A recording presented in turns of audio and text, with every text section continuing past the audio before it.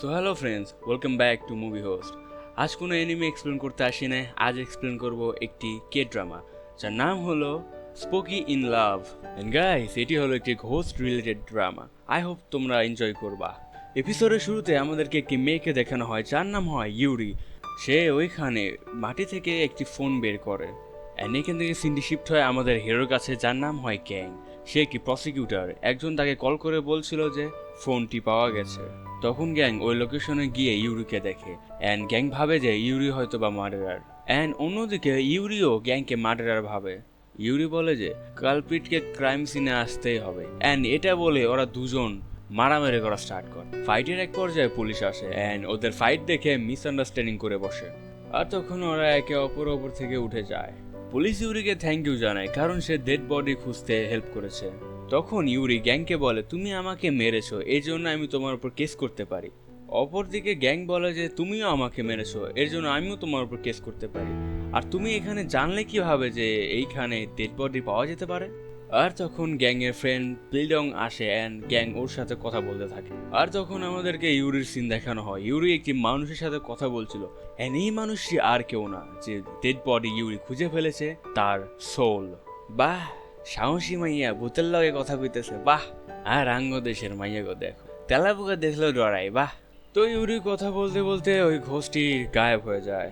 এইখান থেকে সিনি শিফট হয় অ্যান্ড আমাদেরকে দেখানো হয় 6 বছর আগের কাহিনী, যেখানে ইউরি অ্যান্ড গিও বসেছে। অ্যান্ড গিও হলো ইউরির বয়ফ্রেন্ড। গিও এখানে ইউরিকে বিয়ের জন্য প্রপোজ করছিল। ইউরি বলে যে আমার সাথে প্যারানর্মাল জিনিস হয়, তুমি আমার সাথে থাকলে ভয় পেয়ে যাবা। গিও বলে যে আমি এগুলোতে বিশ্বাস করি না, আমি জাস্ট তোমাকে লাইক করি, সো আমি তোমাকে বিয়ে করবো, দ্যাটস ইট। আর তখন গিও রিংটি বের করে ইউরির হাতে রিংটি পরিয়ে দেয়। ক্যা ইমোশনাল সিন হ্যাঁ গাইস। সিন শিফটের সাথে আমাদেরকে বিয়ের দিন দেখানো হয় অ্যান্ড বাইরে বৃষ্টি পড়ছিল, সো ইউরি গিওর জন্য ওয়েট করছিল। গিও দৌড়াতে দৌড়াতে আসে অ্যান্ড ইউরিকে বলে যে ট্রাফিক অনেক ছিল, চলো ওয়েটিং হলে যাই। তখন গিও নোটিস করে যে তার রিং সে গাড়িতে ভুলে এসেছে। গিও যখন রিংটি আনতে লিফটে চড়ে তখন গিওর সাথে হয় একটি হরেবল সিন।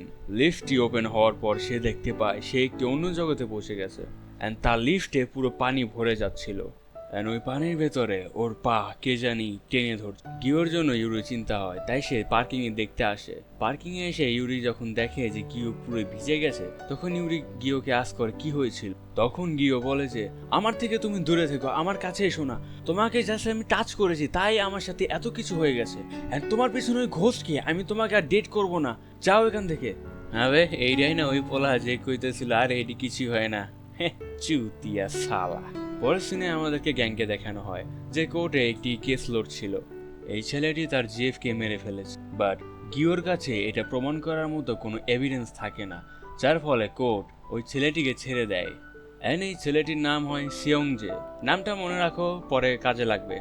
কেস হারার পর গ্যাং যখন কোর্ট থেকে বের হয়ে যাচ্ছিল তখন সিয়ংজে ওর সাথে দেখা করে, আর সিয়ংজে বলে যে আমার সাথে লাগতে এসো না, আমার সাথে যে লেগেছে তার পরিণতি অনেক খারাপ হয়েছে। গ্যাং এখানে সিয়ংজের ওই কথাকে চ্যালেঞ্জ হিসেবে নেয়।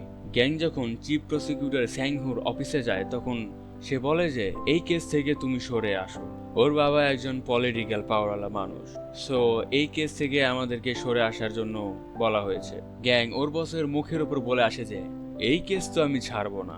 পরে আমাদেরকে দেখানো হয় গ্যাং একটি চার্চে তার দাদিমার সাথে প্রে করছে। আই মিন টু সে তার দাদিমা তাকে প্রে করাচ্ছে। প্রে করা শেষে যখন ওরা বাইরে আসে তখন গ্যাংয়ের দাদি গ্যাংকে বলছিল যে যে মেয়ে ব্ল্যাক মাঙ্কি ইয়ারে জন্মগ্রহণ করেছে তার থেকে তুমি দূরে থাকবা। আবে কালো বাদর। গ্যাং বলে যে আরে দাদিমা, আমার কাছে এগুলো দেখার এখন টাইম নেই, আমি একটা কেসে অনেক বিজি আছি। পরের সিনে আমাদেরকে দেখানো হয় গ্যাং তার অফিসে কাজ করছিল, তার একটি কলিগ তার কাছে এসে তাকে ডিনারের জন্য ইনভাইট করে। গ্যাং এখানে মানা করে দেয়। তখন পিলডং বলে যে আচ্ছা থাক, সমস্যা নাই, বাট রেস্ট রুমের লাইটটা একটু সমস্যা দেয়, ঠিক আছে, সো ভয় পেও না, সাবধানে থেকো, এখানে কিন্তু ভূত আছে। পরের সিনে গ্যাং যখন ওয়াশরুমে যায় তখন তার নজর ওই টয়লেটের ওপর পড়ে এন্ড দেখতে পায় ওই টয়লেটটি খোলা। টর্চ অন করে ওই টয়লেটের ভেতরে দেখে ওখানে কি আছে, কি তো ওই তো শপদ্দার শাক একটা মেয়ে ঘোস্ট, হয়তো পুরাই শেষ। এখানে আঙ্গ বাংলাদেশের ঘোস্ট এরকম শাকচুন্নি, দাঁত বড় বড়, মুখ তেবরা তেবরা, আয় ব্লা ব্লা ব্লা। আর অগদেশের ঘোষ দেখো, ও শাক ইয়ার জোস জোস, ঘোষরেই বিয়ে করা দরকার। পরে আমাদেরকে দেখানো হয় ওইখানে কোনো ঘোস্ট ছিল না, ঝাড়ু দেখে গ্যাং ভয় পেয়ে গেছে। এখান থেকে আমাদেরকে ইউরি সিন দেখানো হয়, আর ইউরির পেছনে অনেকগুলো মানুষ, আর ইউরি একটি হোটেলে হাঁটছিল। আরে বাবা, ये लड़की তো আমির হ্যায়। তখন ইউরির সাথে একটি বাচ্চা ধাক্কা খেয়ে পড়ে যায়। যখন ইউরি উঠাতে যায় তখন ইউরি ভাবে যে আমি যদি ওকে টাচ করি তাহলে আমার সাথে থাকা স্পিরিটগুলো ওকে জ্বালাতন করবে। তখন ওই বাচ্চাটির মা ওইখানে আসে, ইউরির কাছে সরি বলে অ্যান্ড বাচ্চাটিকে নিয়ে ওইখান থেকে চলে যায়। পরের সিনে আমাদেরকে একটি ফ্যামিলি সিন দেখানো হয়, যেখানে ইউরির ফ্যামিলিরা বসেছিল। ইউরির কাজিন হারি সংজিও নিউজ দেখছি অ্যান্ড বলছিল, দাদি ও তো কোনো কিছু করে নাই, ও ছাড়া পেয়ে গেছে, তো আমি ওকে কি বিয়ে করতে পারি? তোমাদেরকে বলছিলাম নামটা মনে রাখো, দেখছো কাজে লাগছে না? তখন ওইখানে ইউরি চলে আসে। ইউরির দাদি ইউরিকে জিজ্ঞেস করে, সংজি কেমন মানুষ? হারির সাথে যদি সংজের বিয়ে দেওয়া হয় তাহলে কি এটা ঠিক হবে? ইউরি এখানে হারির এগেনস্টে কথা বলে। ইউরি বলে যে ফার্স্ট অফ অল ওর তো কিছু নাই, ও ওর বাবার ওপর চলে, আর সেকেন্ড অফ অল কথা হলো হারিকে পাওয়ার জন্য ও ওর গার্লফ্রেন্ডকে ধোকা দিয়েছে। সো কিভাবে আমরা বিশ্বাস করতে পারি ওর ওপর যে নেক্সট ডে যদি কোনো সুন্দর মেয়ে আসে তাহলে সে হারিকে ধোকা দেবে না? বাহ, মাইয়ারের কথায় পয়েন্ট আছে। তখন হারির দাদি হোটেলে বুকিং চেক করে, দেখে যে সবগুলো হোটেলেই পারফেক্ট কাজ চলছে, বাট একটা হোটেলের থেকে অর্থাৎ সিওনা হোটেল থেকে ওরা কোনো রেভিনিউ পাচ্ছে না। যার কারণে ইউরির দাদি ওই হোটেলটিকে ভেঙে একটি আর্ট গ্যালারি বানাতে চায়, বাট ইউরি এইটার পুরোপুরি অ্যাগেনস্টে থাকে। ওটা যেমন আছে তেমনই থাক, কারণ ওটা আমার বাবা আমার মায়ের স্মৃতি হিসেবে বানিয়েছিল। আমি অবশ্যই চাইবো না যে আমার বাবার স্মৃতি নষ্ট হোক। কনভিন্স না করতে পারায় ওর দাদি ওকে বলে যে চলো তাহলে সাথে ডিনার করি। ইউরি বলে যে না, আমার অন্য প্ল্যান আছে। পরের সিনেমারকে দেখানো হয় ইউরি ফার্স্টে জিমে আসে, ওয়ার্কআউট করে অ্যান্ড বাসায় গিয়ে খাবার খায়।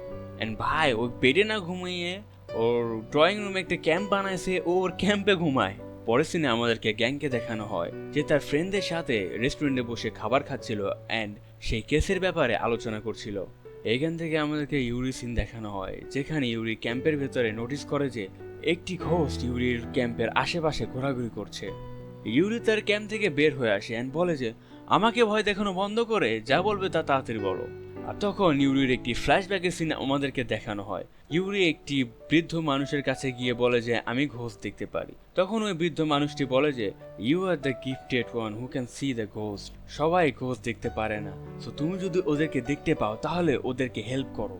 এখান থেকে সিনটি শিফট হয় অ্যান্ড আমাদেরকে গ্যাংয়ের সিন দেখানো হয়, যে তার ফ্রেন্ডদেরকে ছেড়ে দিয়ে একটি কনভিনিয়েন্স স্টোরে যায় অ্যান্ড ওইখানে একটি লোককে দেখে ওর সন্দেহ হয়। ইউরিও এখানে গাড়ি নিয়ে পৌঁছে যায় অ্যান্ড ওই ঘোষকে বলতে থাকে যে এইটাই কি ওই গাড়ি? ওই ঘোষটি ইউরিকে হ্যাঁ বলে। তখন ইউরি বলে যে এখন আমি কি করব, আমি তো কোনো পুলিশও না যে ওকে গ্রেপ্তার করব বা সার্চ করব ওকে। ইউরি তার গাড়ি থেকে বের হয়ে টেলিফোন বুথে যায় পুলিশকে কল করার জন্য, অ্যান্ড তখনই ওই লোকটি ইউরির গাড়িকে মেরে দিয়ে ওইখান থেকে চলে যায়। ইউরি এটা দেখে ওই লোকটির পিছে করার জন্য গাড়িতে গিয়ে বসে। এটা দেখে গ্যাংও ইউরির গাড়িতে গিয়ে বসে অ্যান্ড ইউরিকে বলে যে ডোন্ট ওয়ারি, এটা একটা হিট অ্যান্ড রান কেস, আমি তোমাকে হেল্প করব। আর তখন ওরা একে অপরকে দেখে চিনতে পারে। ইউরি বলে যে আমার তোমার হেল্প দরকার নেই। গ্যাং বলে যে আমার ওই লোকটির উপর ডাউট হয়েছে অ্যান্ড হতে পারে ও কোনো সাসপেক্ট। গ্যাং তখন তার আইডি দেখায় অ্যান্ড বলে যে আমি একজন প্রসিকিউটর। তারপর ওরা দুজন ওই গাড়িটির পিছা করে, ওরা ওই লোকটির গাড়িকে হারিয়ে ফেলে। ইউরি যখন ওই ঘোষের সাথে কথা বলে তখন গ্যাং ভাবে যে এই মেয়েটি কার সাথে কথা বলে, অ্যান্ড ওই ঘোষ ইউরিকে গাইড করে। তখন গ্যাং নোটিস করে যে ইউরির গাড়িতে একটি ডল আছে যা হলো ব্ল্যাক ম্যান। এটা দেখে গ্যাংয়ের তার দাদির কথা মনে পড়ে যায়। ইউরি এমন ভাবে গাড়ি চালাতেছিল লাইক ওই উড়াজাহাজ চালাইতেছে, মানে কোনো প্লেন চালাই লয়ে গেছে। সাই করে ওই লোকটির গাড়ির সামনে গিয়ে দাঁড় করায়। গাড়ি থেকে বের হওয়ার পর ওরা দুজন গ্যাংয়ের সাথে ফাইট করতে থাকে। ওইখানে থাকা একটি লোক যখন গ্যাংয়ের উপরে অ্যাটাক করতে যাচ্ছিল হাতুড় দিয়ে, তখন ইউরি পিছন থেকে ওই লোকটিকে মারে অ্যান্ড বেহুশ করে দেয়। গ্যাং রাস্তায় পড়েছিল, তো ইউরির কাছে হাত বাড়ায়, বাট ইউরি ওকে টাচ করে না, বেসবলে ব্যাট দিয়ে ওকে উঠিয়ে নেয়। আর ওরা দুজন একটু বেশি ক্লোজ হয়ে পড়ে। তখন ইউরি বেসবলে ব্যাট দিয়ে ওকে দূরে সরে দেয়। গ্যাং বলে যে সমস্যা নয়, এটা হলো হিট অ্যান্ড রান কেস, কোনো প্রবলেম হলে তুমি আমাকে বলো। ইউরি বলে যে এটা হিট অ্যান্ড রান কেস না, তুমি ওই গাড়ির ডিক্কি চেক করো তাহলে তুমি বুঝতে পারবা। গ্যাং ডিক্কি খুলে দেখতে পায় যে একটি ট্যাক্সি ড্রাইভারের লাশ। পাশে থাকা ওই ট্যাক্সি ড্রাইভারের সোল অর্থাৎ ঘোস্ট, সে ভাবছিল যে তাকে কিভাবে মারা হয়েছিল। ইউরি দেখে যে ট্যাক্সি ড্রাইভারের সোল ওইখান থেকে গায়েব হয়ে যাচ্ছে, সো সে তাকে বাই বলে আর ওইখান থেকে চলে যায়। ইউরি যখন তার গাড়ি নিয়ে ওখান থেকে চলে যাচ্ছিল তখন গ্যাং ইউরির গাড়িকে দেখে অ্যান্ড বলে যে ইম্পসিবল, এই মেয়েটা জানলো কিভাবে যে ওইখানে ডেড বডি আছে। পরে যখন গ্যাং সকালে তার অফিসে কাজ করার জন্য আসে তখন তার কলিগ তাকে জিজ্ঞেস করে তুমি অপরাধীকে ধরলে কিভাবে। গ্যাং এটা ইগনোর করে অ্যান্ড ওদেরকে বলে যে তোমরা কি কিছু জানতে পেরেছো। টেলিফোন বুথ থেকে আমাদের কাছে একটি কল আসে যেখানে একটি মেয়ে আমাদেরকে এই ব্যাপারে ইনফরমেশন দেয়। ওরা এখানে সিসিটিভি ফুটেজ চেক করে, ফেস না দেখা গেলেও তার জুতা দেখা যাচ্ছিল, বাট এই জুতা অনেক বেশি এক্সপেন্সিভ হয় কারণ কোরিয়াতে এই জুতা শুধু 3 জোড়ায় আছে। পরে গ্যাং একটু ইনফরমেশন বের করে দেখতে পায় যে ওই মেয়েটি রেনা হোটেলের সিইও। এই মেয়েটি অনেক বেশি মিস্ট্রিয়াস, বাট ওয়ারেন ছাড়া ওই মেয়ের কাছে যাওয়া একবারেই ব্যর্থতা। পরের সিনে আমাদেরকে দেখানো হয় গ্যাং ইউরির হোটেলে গিয়েছে অ্যান্ড একটি মেয়ের সাথে কথা বলতেছে যে সে ইউরির সাথে মিট করতে চায়। ওই মেয়েটি বলে যে এভাবে মিট করা পসিবল না, আপনাকে আগে অ্যাপয়েন্টমেন্ট নিতে হবে। তখন ইউরি নিচে আসে গ্যাংকে দেখে। ইউরি ভাবে যে ও এখানে কি করছে। ইউরি ওকে দেখে ওইখান থেকে পালিয়ে যায়। গ্যাংও এইটা দেখে ইউরি পেছনে পেছনে দৌড়াতে থাকে। ওইখানে দুটি এমপ্লয় আসার কারণে গ্যাং একটি লকারে লুকিয়ে পড়ে। ওরা দুজন ইউরির ব্যাপারে তখন উল্টাপাল্টা কিছু কথা বলছিল। আর একটু সামনে গিয়ে দেখে যে ইউরি, অ্যান্ড ওইটা দেখে ওরা তো ফাইটা চার। তখন ইউরি ওইখান থেকে চলে যায় আর গ্যাংও ইউরি পেছনে পেছনে চলে যায়। ইউরি তার রুমে গিয়ে তার গেট লক করে গেটের সামনে দাঁড়িয়ে থাকে। গ্যাং এসে হঠাৎ করে গেট খোলার কারণে ইউরি পড়ে যেতে থাকে। সো গ্যাং ফিল্মি স্টাইলে ওর হাতটি ধরে নেয়। ওয়াও! অ্যান্ড গাইস, এই সিনটির সাথে এই এপিসোডটি এইখানেই শেষ হয়ে যায়। সো এখনকার জন্য আল্লাহ হাফেজ, দেখা হচ্ছে অন্য আরেকটি এক্সপ্লেনে।